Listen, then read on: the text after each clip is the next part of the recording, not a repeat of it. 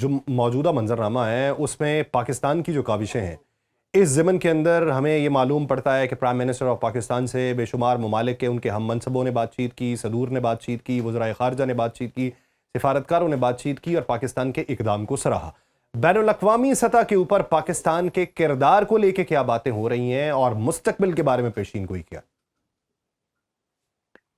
I think so Pakistan जो है वो इस क्रिटिकल जंक्चर के अंदर जो है वो पाकिस्तान जो है एज अ मीडिएटर लीडर बन के सामने आया है। आई थिंक सो पाकिस्तान ने जो मीडिएशन के डायनामिक्स हैं हमारे एरिया के अंदर, हमारे रीजन के अंदर, वो टोटली चेंज कर दिए हैं। अब जो दुनिया जो नेक्स्ट किसी भी कॉन्फ्लिक्ट में देखेगी हमारे रीजन के अंदर, तो वो डेफिनेटली जो है वो पाकिस्तान को इस मीडिएशन के रोल पे देखेगी, बिकॉज सब पार्टीज ने अपनी जो है वो ट्राई कर चुके थे and nobody was able to bring these two on the table. And Pakistan ने जो है वो ये एक मिरेकलसली जो है वो बड़ी जो है वो जाफिशानी से और बड़ी सेंसिटिव डिप्लोमेसी करके इन दोनों पार्टीज को टेबल के ऊपर लेके आए हैं। दुनिया इस वक्त जो है वो पाकिस्तान की बहुत ज्यादा तारीफ कर रही है। जो भी दुनिया के फॉरेन मिनिस्टर्स हैं और जो सदूर हैं, प्राइम मिनिस्टर हैं, हर तरफ से जो है वो तारीफी स्टेटमेंट्स जो है वो जारी हुई हैं और हर कोई जो है वो पाकिस्तान के किरदार को सहारा है। उसकी रीजनिंग ये है कि हर मुल्क इससे जो है वो इकोनॉमिकली अफेक्टेड है और वो हर मुल्क ये चाहता है कि जल्द अज जल्द ये जंग एक इंजाम के ऊपर पहुंचे, दुनिया में फिर से सुकून हो और जो इकोनॉमिक एक टर्मोइल बना हुआ है वो दोबारा से जो है वो काम डाउन हो और थिंग्स जो है वो बिजनेस एज यूजुअल वापस आए। अच्छा, पाकिस्तान को कामयाबी तो मिली, पाकिस्तान की जय जयकार तो हो रही है, सताइश भी हो रही है, पाकिस्तान को मुस्तकबिल के अंदर जो है वो एक पोजीशन में बेहतरी का इम्कान भी दिखाई दे रहा है, लेकिन पाकिस्तान के लिए ये रिस्क फैक्टर कितना था? अगर ये नाकाम होता, अगर ये डायलॉग के लिए कोई वफ्द आने को तैयार ना होता या कोई एक वफ्द आ चुका होता या टर्म्स एंड कंडीशन जो है वो तय हो के उससे खिलाफ वर्जी कर ली गई होती और फिर एक साइड ये कहती कि हम नहीं आते या पाकिस्तान ने हमारे लिए ऐसा किया या पाकिस्तान ने हमको डॉज करवाया या हमने पाकिस्तान पे उम्मीद लगाई थी और उसके नताइज अच्छे नहीं मिले, तो दुनिया तो इस वक्त सताइश देख रही है। दुनिया को यह बताना है कि हमने कितना रिस्क उठा के इस मंजरनामे के ऊपर आना जो है वो देखा है। तो अभी मौजूदा सूरत हाल में आप क्या समझते हैं कि वो रिस्क फैक्टर क्या था? आई थिंक सो पाकिस्तान ने जो अपना सारा स्टेचर है वो एक तराजू के अंदर रखा है और ये जो बेट थी इसके अंदर पाकिस्तान ने फुल अपनी जो है वो जो डिप्लोमेटिक जो उसकी विल है, जो पावर है, वो सारी इसके ऊपर बेट की और पाकिस्तान इसके अंदर अल्हम्दुलिल्लाह जो है वो सरफरू है। पाकिस्तान के लिए जो नुकसान होना था वो ये था कि अगर ये जंग जारी रहती और इसके अंदर जो है वो जैसे अटैक्स हम सऊदीया के ऊपर देख रहे थे वो जारी रखते, जो पाकिस्तान ने बहुत अच्छी डिप्लोमेसी के साथ जो है वो सऊदीज ने रिस्ट्रेंट का मुजाहरा किया और बाकी जीसीसी ने भी जो है वो रिस्ट्रेंट का मुजाहरा किया और वो इसके अंदर इन्वॉल्व नहीं हुए, तो इसके अंदर पाकिस्तान की डिप्लोमेसी की जीत थी। अगर सऊदीया एक ऑफेंसिव के ऊपर जाता तो फिर पाकिस्तान उस स्ट्रेटेजिक मुआहदे के तहत जो है वो पाकिस्तान को उसके अंदर इन्वॉल्व होना पड़ता। तो पाकिस्तान नहीं चाहता था कि पाकिस्तान इस जो है वो जंग के अंदर कूदे। पाकिस्तान का जो बॉर्डर है अफगानिस्तान के साथ वो इस वक्त एक्टिव था, शुक्र है कि उसके ऊपर भी जो है वो बातचीत हो रही है और वो एक अच्छे तर्ज के ऊपर चल रही है और जो पाकिस्तान का इंडिया वाला बॉर्डर है वो भी एक्टिव था। तो पाकिस्तान जो है वो एक और जंग के अंदर जो है वो कूदना नहीं चाहता था एंड आई थिंक सो हमने बड़ी समझदारी का मुजाहरा किया, बड़ा रिस्ट्रेंट का मुजाहरा किया और इसके अंदर जो खुसूसी काविश है, जो ऑब्वियसली जो मेन किरदार हैं वो प्राइम मिनिस्टर शहबाज शरीफ, उनकी team Ishaq Dar, chief of defence forces Syed Asim Munir और जो पाकिस्तान के नेशनल सिक्योरिटी एडवाइजर हैं आसिम मलिक, उन्होंने बड़ा अच्छा किरदार अदा किया है। जो बैक चैनल डिप्लोमेसी की है उन्होंने सऊदीज मिलिट्री के साथ, उन्होंने जो बैक चैनल डिप्लोमेसी ईरानी जो इंटेलिजेंस है उसके साथ की है और चीजों को बहुत जो है वो जब वो चीजें बिगड़ रही थी उनको एक तरफ जो है वो अच्छे रुख की तरफ मोड़ा है। मौजूदा सूरत हाल के अंदर आप क्या देखते हैं कि जो मशरक़ वस्ता के अरब ममालिक हैं, जो इत्तहादी थे अमेरिका के, जिन्होंने $1 ट्रिलियन की इन्वेस्टमेंट के वादे किए, जो एक उनकी डिफेंस अम्ब्रेला के अंडर आते थे और उन्होंने अब बहुत नुकसान भुगत लिया है कि दुबई एयरपोर्ट वीराने का मंजर पेश कर रहा है। आप बहरीन को देख लें, आप कुवैत को देख लें, आप कतर को देख लें, या दीगर जो ममालिक खित्ते में मौजूद हैं जो मुआशी हब समझे जाते थे, अब वहाँ पे जो वीरानी दिखाई दे रही है, ये जो ख़तरे के बादल दिखाई दे रहे हैं, उनकी सिफारती पॉलिसी जो है या उनकी फॉरेन पॉलिसी जो है मुस्तकबिल करीब में किस हद तक तब्दील होना है? I think so calculus change हो गया है। आपने बिल्कुल सही जो है वो इसकी मंजरकशी की है। आई थिंक सो मैं पाकिस्तान को देख रहा हूँ कि पाकिस्तान इसके अंदर जो है वो हैविली इन्वॉल्व होगा अब स्ट्रेटेजिक मुआहिदों में, बाकी जीसीसी कंट्रीज के साथ भी। तो वो देख चुके हैं कि हमने अमेरिका को अपने अड्डे दे के इस जंग के अंदर एक पार्टी के तौर के ऊपर लेके आए। हम्म। हालांकि उन्होंने अपना रिस्ट्रेंट का मुजाहरा किया, लेकिन उनकी इकॉनमी इससे बहुत बैडली इफेक्ट हुई है। तो जब एक कथासिस होगा और इसके ऊपर वो जब बैठेंगे, और जो कि वो कर भी रहे होंगे, और वो फ्यूचर को देखेंगे, उसके अंदर वो एक पैरेलल मांगेंगे, और वो पैरेलल जो है वो जो मीडिएटर है और जो पैरेलल पावर है जो इस चीज को अच्छे तरीके से मैनेज कर सकती है, वो पाकिस्तान होगा मेन तौर के ऊपर। और ऑब्वियसली चाइना एंड रशिया जो है वो बैक चैनल के ऊपर इन्वॉल्व होंगे।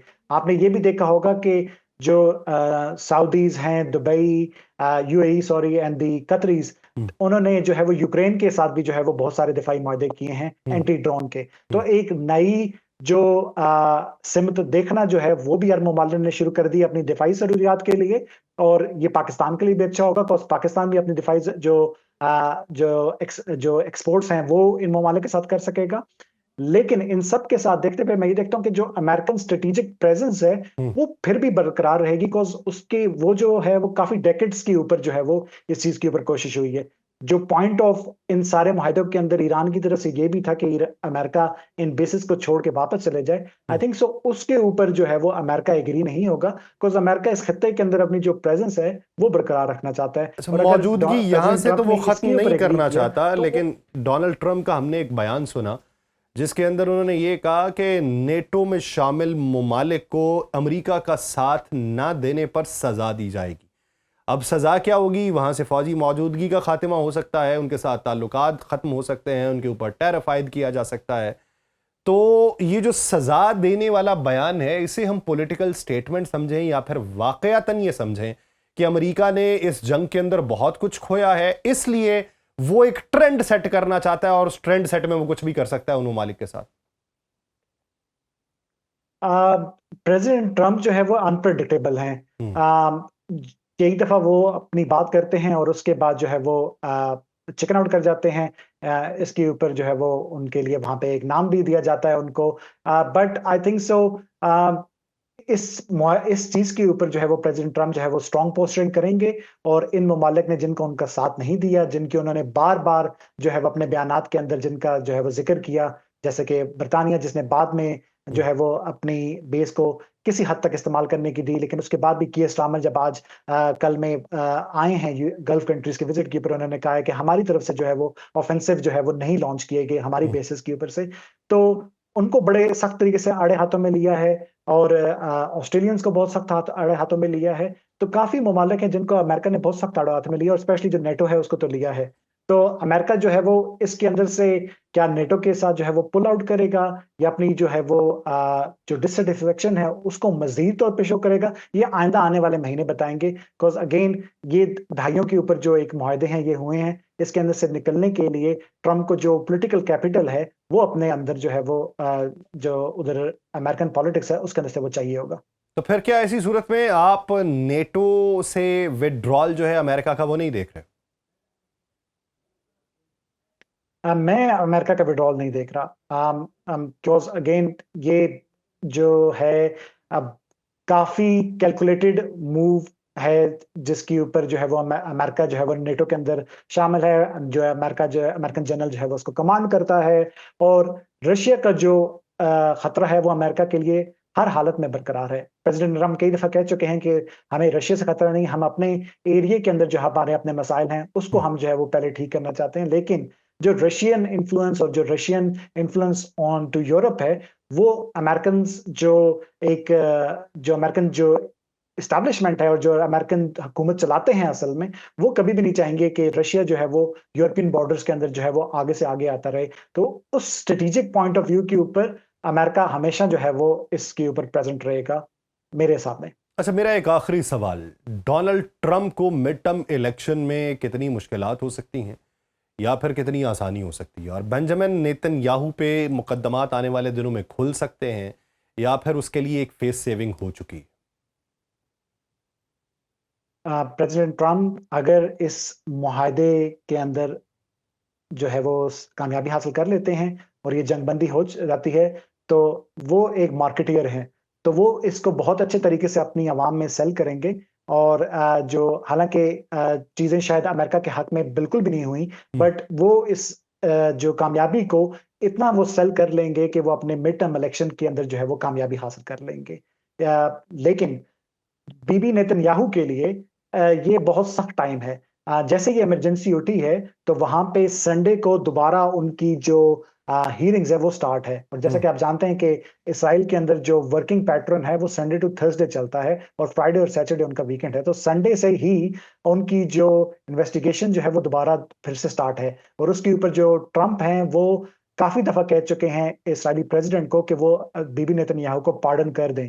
लेकिन जो वहाँ की पॉलिटिक्स है, वो हुँ। बहुत स्ट्रॉन्ग है, जो ऑपोज़िशन है याइर लपेद वो उन्होंने काफ़ी बयान जो हैं वो नेतन्याहू के खिलाफ लास्ट 10 डेज़ में दिए हैं, जो कि ये शो कर रहा है कि उनकी जो डिससैटिस्फैक्शन है नेतन्याहू के साथ, वो काफ़ी बढ़ रही है और अक्टूबर के अंदर वहाँ पे जो है वो इलेक्शन है। मैं देख रहा हूँ कि वहाँ के ऊपर जो है वो एक चेंज आएगा हुँ। इस जो है वो कमिंग इलेक्शन के अंदर अक्टूबर में।